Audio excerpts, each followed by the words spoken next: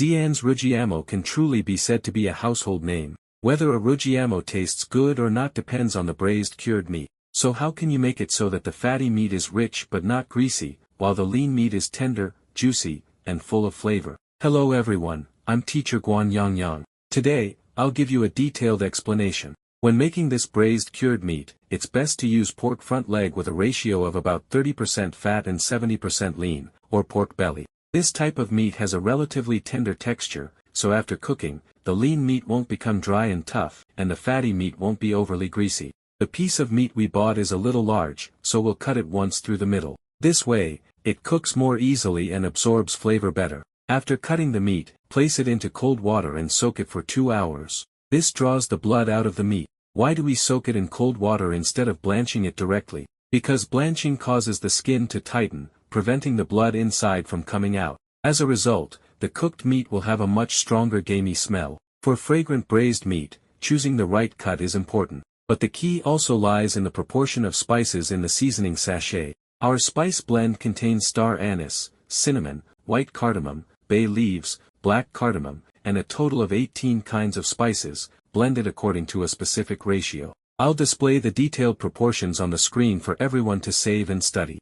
After mixing the spices, place them into a spice bag. Tie it tightly, then rinse it in clean water. Soak it for about half an hour. We soak it in cold water mainly to remove dust from the surface of the spices and reduce any bitterness. It also helps the spices release their flavor more easily during cooking. Our braised meat should not only taste good, but also have an appealing color. Next, we'll make caramelized sugar syrup. It's best to use rock sugar for this. Compared with white sugar, rock sugar produces a brighter, clearer color. In addition, the color made from rock sugar lasts longer. First, add 20 grams of soybean oil to the pot. Then add 300 grams of rock sugar while the oil is still cold. Cook over low heat until the rock sugar gradually melts. Keep stirring continuously so the sugar heats evenly. Once all the rock sugar has melted, continue stirring in cooking. When large bubbles begin to appear and gradually change from yellow to deep reddish brown, add an appropriate amount of boiling water. After adding the water, continue simmering over low heat. Cook until it reaches a deep jujube color. Then the caramelized sugar syrup is ready. When making the sugar syrup, be sure not to add too much oil. Also, try to add boiling water rather than cold water. This effectively prevents hot splashes and helps avoid burns. The timing of adding the water is also important. Don't add it too early or too late. If added too early, the syrup will remain sweet. If added too late, it will become bitter. When making braised meat, you must use stock. The stock is made by simmering pork leg bones together with chicken carcasses for a long time until it becomes rich and milky white. Then it's ready to use. Take 15 g of the prepared stock.